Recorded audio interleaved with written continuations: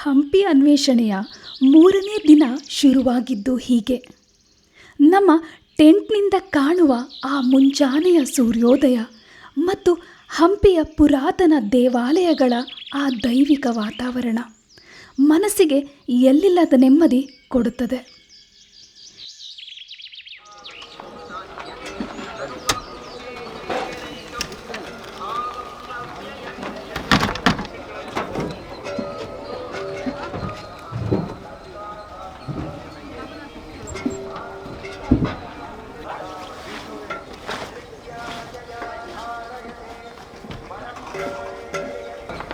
ಸುಮಾರು ತುಮಕೂರಲ್ಲಿ ಎಲ್ಲ ಕೃಷಿ ಇಲಾಖೆಗಳು ಸುಮಾರು ಜನರು. ಹೌದಾ? ಕೇವಿಕೆರು ಬಿರಳ್ಳಿ ದಾಳಿಂಬೆ ಮನೆಗೆ ಬಂದಿದ್ರು ಒಳ್ಳೆ. ಹೌದಾ? ಇದು ಮೋದಿ ಬಂದು ಸೈನ್ಸ್ ಕಲ್ಬಸ್ ಊರಿಗೆ ಇದು ಬಿತ್ತಿರ ಅದು ಬಿತ್ಕೊಂಡು ಹೋಗಿ ಮತ್ತು ಕಳೆ ಹೊಡೆಯೋಕೆ 3 ಜನ ಬೇಡ 3 ಜನ ಬೇಡ ಅಂತ ಅದಾಗೆ ಕಳೆ ಹೊಡೆಯೋದು ಬಿತ್ತೋದು ಎಲ್ಲ ಅದಾಗೆ ಮಾಡಿ ಅದರಲ್ಲೇ ಮಾಡಿ ಡೆಲ್ಲಿ ಕಳಿಸಿದ್ವಿ ಸರ್. ಆಲ್ ಇಂಡಿಯಾದಲ್ಲಿ 135 ಜನ, 135 ಜನ, ಅದರಲ್ಲಿ ಕರ್ನಾಟಕದ 11 ಜನ. ಇಂದಿನ ದಿನವನ್ನು ಹಂಪಿಯ ಒಂದು ವಿಭಿನ್ನವಾದ ಜಾಗದಿಂದ ಶುರು ಮಾಡೋಣ. ಹಾಗಾಗಿ ನಮ್ಮ ಮೊದಲನೇ ತಾಣವಾಗಿ ಆರಿಸಿಕೊಂಡಿದ್ದು ಅಂಡರ್ಗ್ರೌಂಡ್ ಶಿವ ಟೆಂಪಲ್.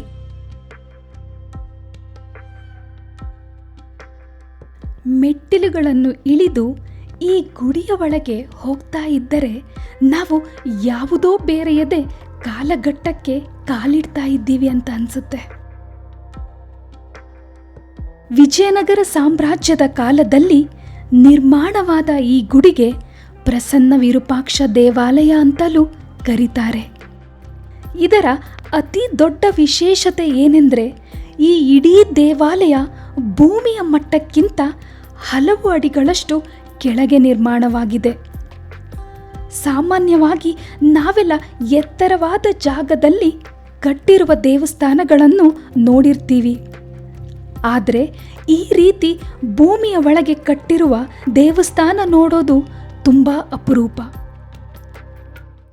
ಈ ದೇವಸ್ಥಾನನ ಅಂಡರ್ಗ್ರೌಂಡ್ ಶಿವ ಟೆಂಪಲ್ ಅಂತ ಕರೀತಾರೆ. ಯಾಕೆ ಅಂದರೆ ಇದು ನಾವು ನಡೆದಾಡೋದಕ್ಕಿಂತ ಅಲ್ಲೇನು ಕಾಣಿಸುತ್ತೋ ಆಚೆಯಿಂದ ಅದರ ರೂಫು ಕೆಳಮಟ್ಟದಲ್ಲಿದೆ. ಅದಕ್ಕೋಸ್ಕರ ಇದನ್ನು ಅಂಡರ್ಗ್ರೌಂಡ್ ಶಿವ ಟೆಂಪಲ್ ಅಂತ ಕರೀತಾರೆ.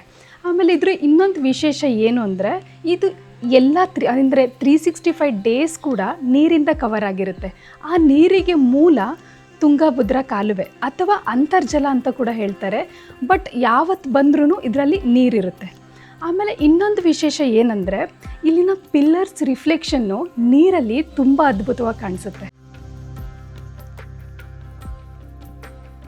ಪರಶಿವನಿಗೆ ಯಾವಾಗಲೂ ತಂಪಾದ ಜಲಾಭಿಷೇಕ ಆಗುತ್ತಲೇ ಇರಬೇಕು ಎಂಬ ಕಾರಣಕ್ಕಾಗಿಯೇ ಭೂಮಿಯೊಳಗಿನ ಜಲಮೂಲಗಳು ನೇರವಾಗಿ ಗರ್ಭಗುಡಿಯನ್ನು ತಲುಪುವಂತೆ ಅಂದಿನ ವಾಸ್ತುಶಿಲ್ಪಿಗಳು ವಿನ್ಯಾಸ ಮಾಡಿರಬಹುದು ಎಂದು ಊಹಿಸಲಾಗಿದೆ. ಶಿವನ ದೇವಸ್ಥಾನ ಅಂದಮೇಲೆ ನಂದಿ ಇರಲೇಬೇಕು. ನಂದಿ ನೀಟಾಗಿ ಕಾಣಿಸ್ತಾ ಇದೆ ನಮಗೆ. ಬಟ್ ಸ್ಟಾರ್ಟಿಂಗಲ್ಲಿ ಅದರಿಂದ ಒಳಗೋದ್ರೆ ಶಿವಲಿಂಗ ಇತ್ತು ಅಂತ ಅನಿಸುತ್ತೆ. ಬಟ್ ಇವಾಗ ನಮಗೆ ಕಾಣಿಸ್ತಾ ಇಲ್ಲ. ಆಮೇಲೆ ಇನ್ನೊಂದು ನೀವು ಅಬ್ಸರ್ವ್ ಮಾಡ್ಬೋದು, ಇದು ಅಂಡರ್ಗ್ರೌಂಡ್ ಆಗಿರೋದ್ರಿಂದ ಭೂಮಿ ಮಟ್ಟದಿಂದ ಕೆಳಗಿರೋದ್ರಿಂದ ಸ್ವಲ್ಪ ಕತ್ಲು. ನಾವು ಒಂದೊಂದು ಸ್ಟೆಪ್ಪು ಒಳಗೆ ಹೋಗುವಾಗೂ ಕೂಡ ಕತ್ಲಿಂದ ಆಗಿರುತ್ತೆ. ಇಲ್ಲಷ್ಟೇ ಸ್ವಲ್ಪ ಬೆಳಕಿದೆ.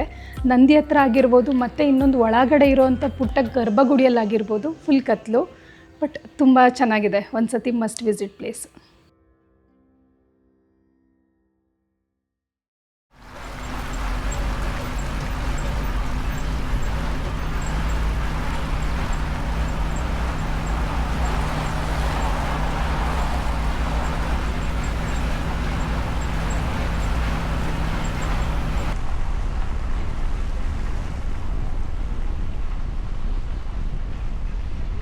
ವಿಜಯನಗರದ ರಾಜಮನೆತನದ ವೈಭವವನ್ನು ಕಣ್ತುಂಬಿಕೊಳ್ಳಲು ನಾವು ಈಗ ಬಂದಿರುವ ಸ್ಥಳವೇ ಈ ಅದ್ಭುತವಾದ ಹಜಾರರಾಮ ದೇವಾಲಯ. ಹಂಪಿಯ ಇತರ ಬೃಹತ್ ದೇವಾಲಯಗಳಿಗಿಂತ ಇದು ವಿಭಿನ್ನವಾಗಿದೆ. ಏಕೆಂದರೆ ಇದು ಸಾರ್ವಜನಿಕರಿಗಾಗಿ ನಿರ್ಮಿಸಿದ ಗುಡಿಯಲ್ಲ. ಬದಲಾಗಿ ವಿಜಯನಗರದ ಅರಸರ ಖಾಸಗಿ ಪೂಜೆಗಾಗಿ ರಾಜವಲಯದ ಮಧ್ಯದಲ್ಲಿಯೇ ನಿರ್ಮಾಣವಾದ ವಿಶೇಷ ದೇವಾಲಯ. 1ನೇ ದೇವರಾಯನ ಆಳ್ವಿಕೆಯ ಕಾಲದಲ್ಲಿ ಈ ದೇವಾಲಯವನ್ನು ನಿರ್ಮಿಸಲಾಯಿತು. ಈ ಗುಡಿಗೆ ಹಜಾರರಾಮ ಎಂಬ ಹೆಸರು ಬರಲು ಮುಖ್ಯ ಕಾರಣ ಇದರ ಹೊರಗೋಡೆಗಳ ಮೇಲೆ ಕೆತ್ತಲಾಗಿರುವ ಸಾವಿರಾರು ರಾಮಾಯಣದ ಶಿಲ್ಪಗಳು. ನೀವಿಲ್ಲಿ ಗಮನಿಸಬಹುದು, ಬಾಲಕಾಂಡದಿಂದ ಹಿಡಿದು ಶ್ರೀರಾಮನ ಪಟ್ಟಾಭಿಷೇಕದವರೆಗಿನ ಇಡೀ ರಾಮಾಯಣದ ಕಥೆಯನ್ನು ಕೇವಲ ಕಲ್ಲಿನ ಕೆತ್ತನೆಗಳ ಮೂಲಕವೇ ಹೇಳಲಾಗಿದೆ.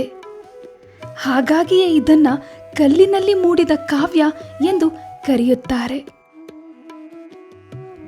ದೇವಾಲಯದ ಒಳಗೆ ಕಾಲಿಡುತ್ತಿದ್ದಂತೆ ನಮ್ಮ ಗಮನ ಸೆಳೆಯುವುದು ಅರ್ಧಮಂಟಪದಲ್ಲಿರುವ ನಯವಾದ ಕಪ್ಪು ಕಲ್ಲಿನ 4 ಬೃಹತ್ ಕಂಬಗಳು.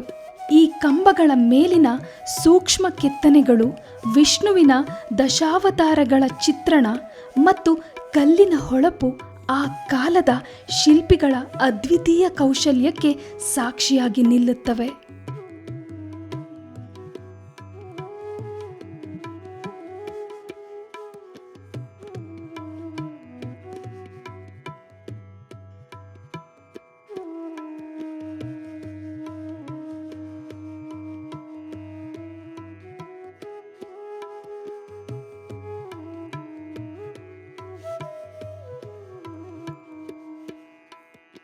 ಈ ಟೆಂಪಲ್ನ ನೀವು ಏನು ನೋಡಿದ್ರೋ ಇದ್ರ ಆಚೆ ಗೋಡೆ ಇಷ್ಟು ಇಂಟ್ರೆಸ್ಟಿಂಗ್ ಆಗಿತ್ತು. ಇದೇನಿರ್ಬೋದು ಅಂತ ನೋಡುವಾಗ ಗೊತ್ತಾಯಿತು. ಇಲ್ಲಿ ಆನೆಗಳು, ಒಂಟೆಗಳು ಮತ್ತು ನರ್ತಕಿಯರು, ಸೈನಿಕರು ಇವ್ರನ್ನೆಲ್ಲರನ್ನೂ ಕೆತ್ತನೆ ಮಾಡಿದ್ದಾರೆ. ಇದು ಏನು ರೆಪ್ರೆಸೆಂಟ್ ಮಾಡುತ್ತೆ ಅಂದರೆ ವಿಜಯನಗರ, ಆ ಕಾಲದ ವಿಜಯನಗರದ ದಸರಾ ಹೇಗೆ ನಡೀತಿತ್ತು ಅನ್ನೋದನ್ನು ಇದು ರೆಪ್ರೆಸೆಂಟ್ ಮಾಡುತ್ತೆ. ಹಜಾರರಾಮ ದೇವಾಲಯದ ದರ್ಶನ ಪಡೆದು ಹೊರಬರುತ್ತಿದ್ದಂತೆ ನಮ್ಮ ಎದುರಿಗೆ ವಿಸ್ತಾರವಾಗಿ ಹರಡಿಕೊಂಡಿರುವ ಈ ಪ್ರದೇಶವೇ ಅಂದಿನ ಪ್ರಸಿದ್ಧ ಪಾನ್ ಸುಪಾರಿ ಬಜಾರ್. ವಿಜಯನಗರ ಸಾಮ್ರಾಜ್ಯವು ಕೇವಲ ಬೃಹತ್ ದೇವಾಲಯಗಳಿಗೆ ಮಾತ್ರವಲ್ಲ, ತನ್ನ ಶ್ರೀಮಂತ ಮತ್ತು ರಸ್ತೆಯುದ್ದಕ್ಕೂ ಹರಡಿದ್ದ ಮಾರುಕಟ್ಟೆಗಳಿಗೂ ಪ್ರಸಿದ್ಧವಾಗಿತ್ತು. ಅದಕ್ಕೆ ಒಂದು ಅತ್ಯುತ್ತಮ ಉದಾಹರಣೆ ಈ ರಾಜವಲಯದ ಮಾರುಕಟ್ಟೆ. ಹೆಸರಿಗೆ ತಕ್ಕಂತೆ ಇಲ್ಲಿ ವಿಳೆದೆಲೆ ಮತ್ತು ಅಡಿಕೆ ವ್ಯಾಪಾರ ಜೋರಾಗಿ ನಡೆಯುತ್ತಿತ್ತು. ಆದರೆ ಇತಿಹಾಸದ ಪುಟಗಳನ್ನು ಮತ್ತು ವಿದೇಶಿ ಪ್ರವಾಸಿಗರ ಬರಹಗಳನ್ನು ಗಮನಿಸಿದರೆ ಇದೊಂದು ಅತ್ಯಂತ ಪ್ರತಿಷ್ಠಿತ ಮಾರುಕಟ್ಟೆಯಾಗಿತ್ತು ಎಂಬುದು ತಿಳಿಯುತ್ತದೆ. ಇಂದು ನಮಗೆ ಕೇವಲ ಕಲ್ಲಿನ ಅಡಿಪಾಯಗಳು ಮತ್ತು ಮುರಿದ ಕಂಬಗಳು ಮಾತ್ರ ಕಾಣುತ್ತಿವೆ. ಆದರೆ 100 ವರ್ಷಗಳ ಹಿಂದೆ ಇದೇ ಜಾಗದಲ್ಲಿ ನಡೆಯುತ್ತಿದ್ದ ಆ ವೈಭೋಗದ ವ್ಯಾಪಾರ, ಕುದುರೆಗಳ ಸದ್ದು ಮತ್ತು ಜನರ ಓಡಾಟವನ್ನು ಒಮ್ಮೆ ಕಣ್ಮುಂದೆ ತಂದುಕೊಂಡರೆ ನಿಜಕ್ಕೂ ಮೈ ಜುಮ್ಮೆನಿಸುತ್ತದೆ. ನಮ್ಮ ಪಯಣದ ಮುಂದಿನ ಮತ್ತು ಅತ್ಯಂತ ರೋಮಾಂಚನಕಾರಿ ಸ್ಥಳವೇ ಝೆನಾನಾ ಎನ್ಕ್ಲೋಜರ್. ಈ ರಾಜಮನೆತನದ ಆವರಣದೊಳಗೆ ನಾವು ಇತಿಹಾಸವನ್ನು ಸಾರುವ ಪುರಾತತ್ವ ವಸ್ತು ಸಂಗ್ರಹಾಲಯ, ಭದ್ರತೆಯ ಕಾವಲು ಗೋಪುರ, ಹಂಪಿಯ ಹೆಮ್ಮೆಯಾಗಿರುವ ಪ್ರಸಿದ್ಧ ಕಮಲ ಮಹಲ್ ಹಾಗೂ ಬೃಹತ್ತಾದ ಆನೆಲಾಯವನ್ನು ನೋಡಲಿದ್ದೇವೆ. ಹಂಪಿಯ ಕಲ್ಲಿನ ಕೋಟೆಗಳ ಮಧ್ಯೆ ಒಂದು ಸುಂದರವಾದ ಕಮಲದ ಹೂವಿನಂತೆ ಅರಳಿ ನಿಂತಿರುವ ಈ ಕಟ್ಟಡವೇ ಲೋಟಸ್ ಮಹಲ್. ವಿಜಯನಗರದ ರಾಣಿಯರ ಅಂತಃಪುರದ ಪ್ರಮುಖ ಆಕರ್ಷಣೆ ಕಲ್ಲಿನಿಂದಲೇ ಕಟ್ಟಿರುವ ಈ ಅರಮನೆಯ ಕಮಾನುಗಳು ಮತ್ತು ಮೇಲ್ಛಾವಣಿ. ಅರಳಿದ ಕಮಲದ ದಳಗಳಂತೆ ಕಾಣುವುದರಿಂದ ಇದಕ್ಕೆ ಆ ಹೆಸರು ಬಂದಿದೆ. ಇತಿಹಾಸಕಾರರ ಪ್ರಕಾರ ಇದು ರಾಜಮನೆತನದ ಮಹಿಳೆಯರ ವಿಹಾರಕ್ಕಾಗಿ ಕಟ್ಟಲಾದ ಬೇಸಿಗೆಯ ಅರಮನೆಯಾಗಿತ್ತು. ಇದರ ಅತ್ಯಂತ ಅಚ್ಚರಿಯ ವಿಷಯವೆಂದರೆ ಅಂದಿನ ಕಾಲದಲ್ಲಿಯೇ ಇದಕ್ಕೊಂದು ನೈಸರ್ಗಿಕ ಏರ್ ಕಂಡೀಷನಿಂಗ್ ವ್ಯವಸ್ಥೆ ಇತ್ತು.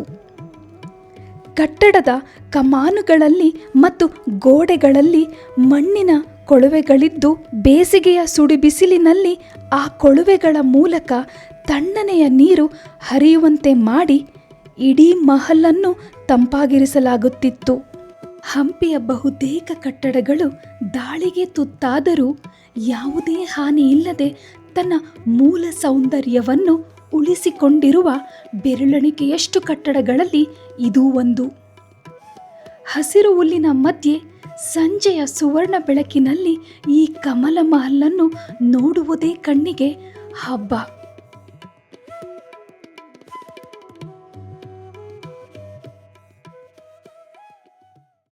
ಇದು ವಿಜಯನಗರ ಸಾಮ್ರಾಜ್ಯದ ಗಜಪಡೆಗಳ ಅರಮನೆ. 15ನೇ ಶತಮಾನದಲ್ಲಿ ನಿರ್ಮಾಣವಾದ ಇಂಡೋ ಇಸ್ಲಾಮಿಕ್ ಶೈಲಿಯ ಕಟ್ಟಡ. ಇಲ್ಲಿನ ವಾಸ್ತುಶಿಲ್ಪ ಬರೀ ಇಟ್ಟಿಗೆ ಗಾರೆ ಕೆಲಸವಲ್ಲ. ವಿಜಯನಗರದ ಅರಸರು ಪರಧರ್ಮಿಷ್ಠಿಗಳಾಗಿದ್ದರು ಎಂಬುದಕ್ಕೆ ಈ ಎಲಿಫೆಂಟ್ ಸ್ಟೇಬಲ್ ಸಾಕ್ಷಿ. ಈ ಕೋಣೆಗಳ ಗೋಡೆಗಳು ತುಂಬ ದಪ್ಪಾಗಿವೆ ಮತ್ತು ಮೇಲ್ಛಾವಣಿಯು ಎತ್ತರವಾಗಿದೆ. ವಿಜಯನಗರದ ಕಡು ಬಿಸಿಲಿನಲ್ಲಿ ಆನೆಗಳಿಗೆ ತಂಪಾದ ವಾತಾವರಣ ನಿರ್ಮಿಸಲು ಈ ರೀತಿ ವಿನ್ಯಾಸಗೊಳಿಸಲಾಗಿತ್ತು. ವಿಜಯನಗರ ಸಾಮ್ರಾಜ್ಯದ ಉತ್ತುಂಗದ ಸಮಯದಲ್ಲಿ ಸಾವಿರಾರು ಆನೆಗಳಿದ್ದವು. ಆದರೆ ಇಲ್ಲಿ ಕೇವಲ 11 ಆನೆಗಳನ್ನು ಮಾತ್ರ ಕಟ್ಟಲಾಗುತ್ತಿತ್ತು. ಚಿನ್ನ ಅಥವಾ ಲೋಹದ ಕಲಶಗಳಿದ್ದವು. ಯುದ್ಧದ ಸಮಯದಲ್ಲಿ ಮತ್ತು ನಂತರದ ದಾಳಿಗಳಲ್ಲಿ ಅವುಗಳನ್ನು ಲೂಟಿ ಮಾಡಲಾಯಿತು. ಆ ವಿಜಯನಗರ ಸಾಮ್ರಾಜ್ಯದಲ್ಲಿ ತುಂಬ ಆನೆಗಳಿದ್ದು, ಆದರೆ ಇಲ್ಲಿ 11 ಆನೆಗಳಿರಕ್ಕೆ ಮಾತ್ರ ಜಾಗ ಇದೆ. ಈ 11 ಆನೆಗಳನ್ನ ಇಂಪೋರ್ಟ್ ಎಕ್ಸ್ಪೋರ್ಟ್ ಆಗಿರ್ಬೋದು, ಯುದ್ಧಗಳಿಗಾಗಿರ್ಬೋದು, ಯಾವುದಕ್ಕೂ ಯೂಸ್ ಮಾಡ್ತಿರ್ಲಿಲ್ಲ. ವಿಜಯನಗರ ಸಾಮ್ರಾಜ್ಯದಲ್ಲಿ ಏನಾದರೂ ಒಂದು ಫಂಕ್ಷನ್ ಆದರೆ ವಿಶೇಷ ದಿನಗಳಿಗೆ ಮಾತ್ರ ಈ 11 ಆನೆಗಳನ್ನ ಯೂಸ್ ಮಾಡ್ತಿದ್ರು. ಆ ಚಿಕ್ಕ ಚಿಕ್ಕ ಕೊಠಡಿಗಳಿದ್ದಾವೆ. ಆ ಕೊಠಡಿಗಳಲ್ಲಿ ಮಾವುತನಿಗೆ ರೆಸ್ಟ್ ಮಾಡೋಕ್ಕೆ ಅಂದರೆ ಕುತ್ಕೊಳ್ಳೋಕ್ಕೆ ಅಂತ ಹೇಳ್ಬಿಟ್ಟು ಜಾಗ ಮಾಡಿದ್ರಂತೆ. ಆದರೂ ನೀವು ಮಾಡಿರೋ ಡಿಸೈನ್ ನೋಡಿರ್ಬೋದು, ಇದು ಇಂಡೋ ವೆಸ್ಟರ್ನ್ ಸ್ಟೈಲಲ್ಲಿದೆ. ಆಮೇಲೆ ಅಲ್ಲಿ ಪುಟ್ಟ ಪುಟ್ಟ ಗೋಪುರಗಳ ಮೇಲೆ ಏನು ಕಾಣಿಸ್ತಿದ್ದಾವೋ ಅದು ಆಲ್ಟರ್ನೇಟಿವ್ ಆಗಿ ಡಿಸೈನ್ ಮಾಡಿದ್ದಾರೆ. ಒಂದು ಶೈಲಿಯಲ್ಲಿ ಒಂಥರ ಮಾಡಿದ್ರೆ ನೆಕ್ಸ್ಟ್ ಇನ್ನೊಂದು ಫಾರ್ಮು ಮತ್ತೆ ಆಲ್ಟರ್ನೇಟಿವ್ ಆಗಿ ಅದನ್ನು ಮಾಡಿದ್ದಾರೆ.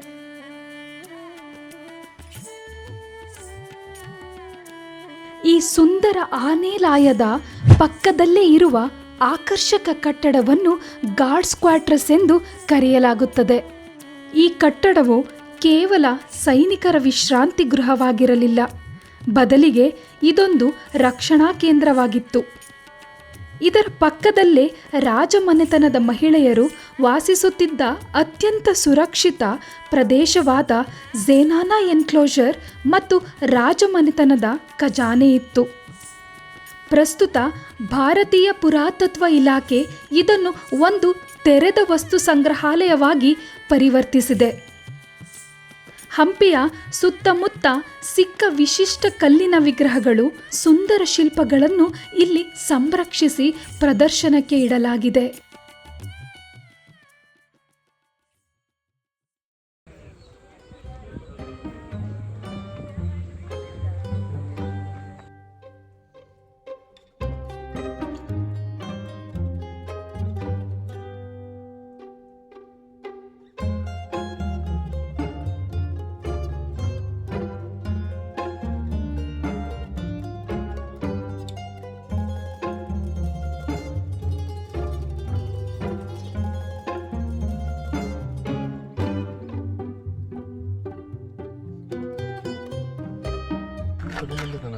ಅಲ್ಲಿ ಅಲ್ಲಿ ಅಲ್ಲಿ ಆಗುತ್ತೆ ಅದ್ರಲ್ಲಿ ಓಪನ್ ಮಾಡೋಕ್ಕೆ. ದೊಡ್ಡ ಚಾಕು ತಗೋ.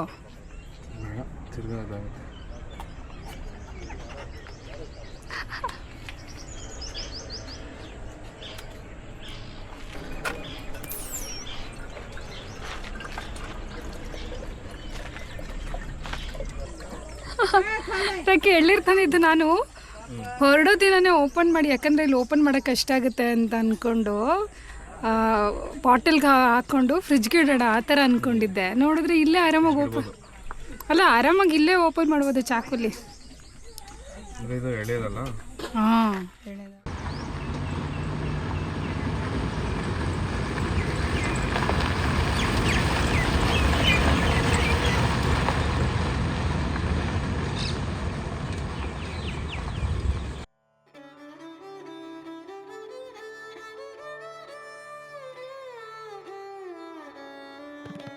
ಇದರ ಹೆಸರು ರಾಣಿಯರ ಸ್ನಾನಗೃಹ.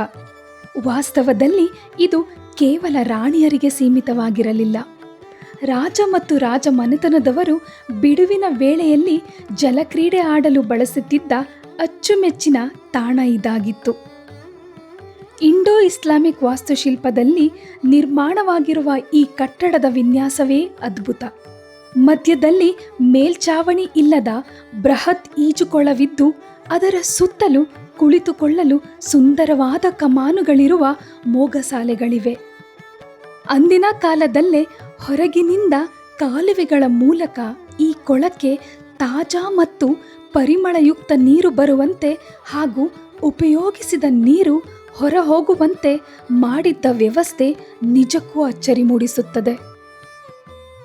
ಇಂದು ಈ ಕೊಳದಲ್ಲಿ ನೀರಿಲ್ಲದಿರಬಹುದು, ಆದರೆ ಈ ಕಮಾನುಗಳ ಮಧ್ಯೆ ನಿಂತು ಕಣ್ಮುಚ್ಚಿದರೆ ಅಂದಿನ ಕಾಲದ ರಾಜವೈಭವ, ನೀರಿನ ಜುಳುಜುಳು ನಾದ, ಸುಗಂಧ ದ್ರವ್ಯಗಳ ಘಮ ಮತ್ತು ಅರಮನೆಯ ವಿಲಾಸಿ ಜೀವನದ ಚಿತ್ರಣ ನಮ್ಮ ಕಣ್ಮುಂದೆ ಹಾಗೆಯೇ ಮೂಡಿಬರುತ್ತದೆ. ಹಂಪಿಯ ಮಹಾನವಮಿ ದಿಬ್ಬ ವಿಜಯನಗರ ಸಾಮ್ರಾಜ್ಯದ ಶೌರ್ಯ, ಸಂಭ್ರಮ ಮತ್ತು ಗತಾವೈಭವವನ್ನು ತೋರಿಸುತ್ತದೆ.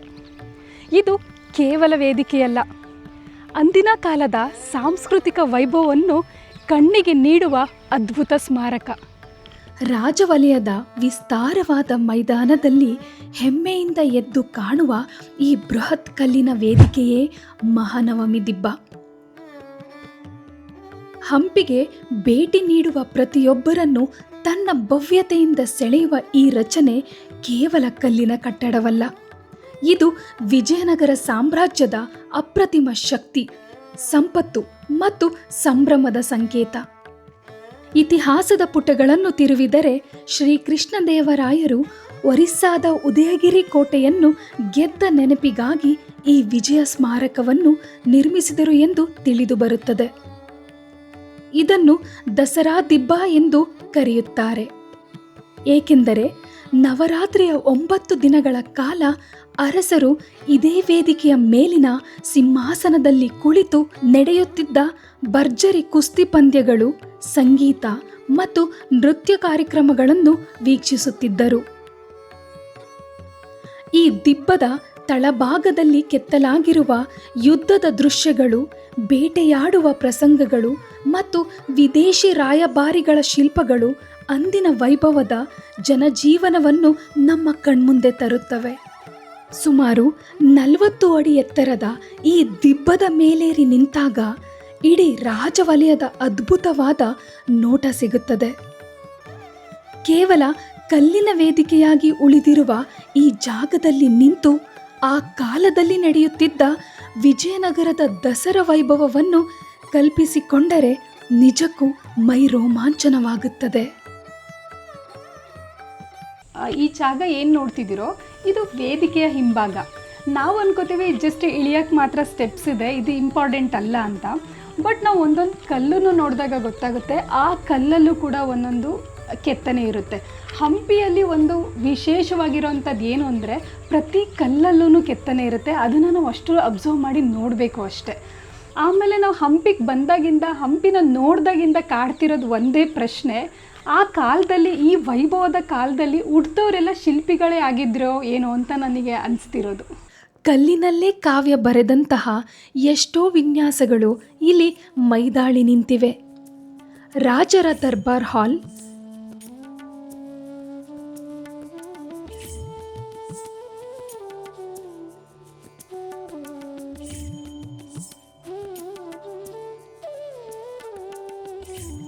ಟಿ ಆಕಾರದ ಕೊಳದ ವಿನ್ಯಾಸ, ರಹಸ್ಯ ಕೊಠಡಿಗಳ ನಿಗೂಢತೆ ನಮ್ಮನ್ನು ನೂರಾರು ವರ್ಷಗಳ ಹಿಂದಕ್ಕೆ ಕರೆದೊಯ್ಯುತ್ತವೆ. ಈ ಗತಾವೈಭವದ ಹೆಜ್ಜೆ ಗುರುತುಗಳನ್ನೇ ಹಿಂಬಾಲಿಸುತ್ತಾ ಹೋದರೆ ಕಣ್ಣಿಗೆ ತಂಪೆರೆದು ಮನಸ್ಸನ್ನು ರೋಮಾಂಚನಗೊಳಿಸುವ ಇನ್ನೊಂದು ಜಾಗವೇ ಪುಷ್ಕರಣಿ.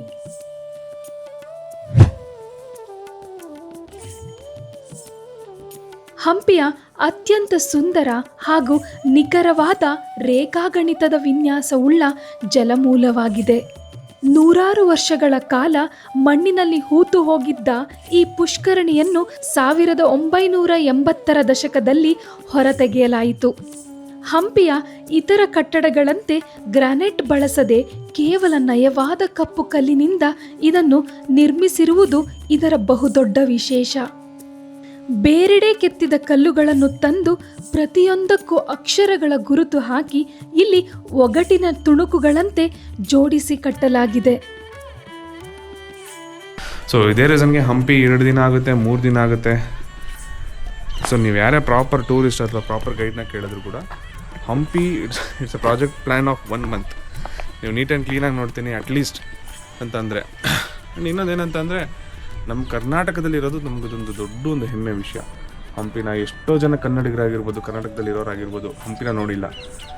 ಸೊ ಮೇಕ್ ಶ್ಯೂರ್ ಗೈಸ್, ಇದನ್ನು ನೀವೇನಾದ್ರು ಮಿಸ್ ಮಾಡಿದ್ರೆ ನಿಮ್ಮ ಲೈಫಲ್ಲಿ ಲಿಟ್ರಲಿ ಡಿಸಾಸ್ಟರ್ ಅಂತಲೇ ಅಂದ್ಕೊಳ್ಳಿ. ಸೊ ನೀವು ಇಂಟ್ರೆಸ್ಟೆಡ್ ಇದ್ದು ನೋಡ್ತೀನಿ ಅನ್ನೋದು ಬೇರೆ ರೀತಿ, ಬಟ್ ಇದು ನಮ್ಮ ಕರ್ನಾಟಕದಲ್ಲಿದೆ ಅಂತ ನೋಡೋದು ಇನ್ನೂ ಒಂದು ಬೇರೆ ರೀತಿ. ರಾಜವಲಯದಲ್ಲಿರುವ ಈ ಬೃಹತ್ ಸಾರ್ವಜನಿಕ ಸ್ನಾನಗೃಹ ವಿಜಯನಗರ ಸಾಮ್ರಾಜ್ಯದ ಅತ್ಯುತ್ತಮ ನಗರ ಯೋಜನೆಗೆ ದೊಡ್ಡ ಸಾಕ್ಷಿಯಾಗಿದೆ. ದಸರಾ ಮಹಾನವಮಿ ಹಬ್ಬಕ್ಕೆ ಬರುತ್ತಿದ್ದ ಸಾವಿರಾರು ಜನಸಾಮಾನ್ಯರು ಮತ್ತು ಭದ್ರತಾ ಸೈನಿಕರು ಈ ಕೊಳವನ್ನು ಬಳಸುತ್ತಿದ್ದರು. ರಾಣಿಯರ ಸ್ನಾನಗೃಹದಂತೆ ಇಲ್ಲಿ ಯಾವುದೇ ಅಲಂಕಾರಗಳಿಲ್ಲ. ನಿಮಗೆ ಹಿಂದೆ ಅದೇನು ಕಲ್ಲಿನ ಸ್ಟ್ರಕ್ಚರ್ ಕಾಣಿಸ್ತಿದೆಯೋ ಅದು ವಾಟರ್ ಚಾನಲ್ಲು, ನೀರಿನ ಕಾಲುವೆ.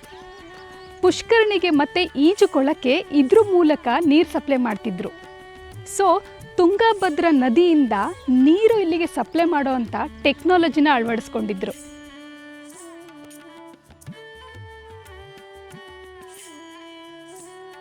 ಏನು ಕಾಣಿಸ್ತಿದೆಯೋ ಇದು ಮಹಾನವಮಿ ದಿಬ್ಬದ ಹತ್ರ ಇದೆ. ಹಿಂದಿನ ಕಾಲದಲ್ಲಿ ಯಾರಾದರೂ ತಪ್ಪು ಮಾಡಿದಾಗ ಅವ್ರಿಗೆ ಶಿಕ್ಷೆ ಕೊಡ್ತಿದ್ದಂಥ ಜಾಗ ಇದು. ಇಲ್ಲಿ ಮೋಸ್ಟ್ಲಿ ಈ ಥರ ಕಟ್ಟಾಕಿ ಹೊಡಿತಿದ್ರು ಅಂತ ಅನಿಸುತ್ತೆ. ಇವತ್ತು ನಮ್ಮ ಡಿನ್ನರ್ ಪ್ಲ್ಯಾನ್ ಇದ್ದಿದ್ದು ಹಂಪಿಲಿರುವಂಥ ಕೆಫೆಗಳನ್ನ ಎಕ್ಸ್ಪ್ಲೋರ್ ಮಾಡೋಣ ಅಂತ. ಇದು ಆಫ್ ಸೀಸನ್ ಆಗಿರೋದ್ರಿಂದ ತುಂಬ ಕೆಫೆಗಳು ಓಪನ್ ಇರಲಿಲ್ಲ. ಹಾಗಾಗಿ ನಮಗೆ ಸಿಗ್ದಂಥ ಒಂದು ಬೆಸ್ಟ್ ಆಪ್ಷನ್ ಅಂದರೆ ಎವರ್ಗ್ರೀನ್ ಕೆಫೆ.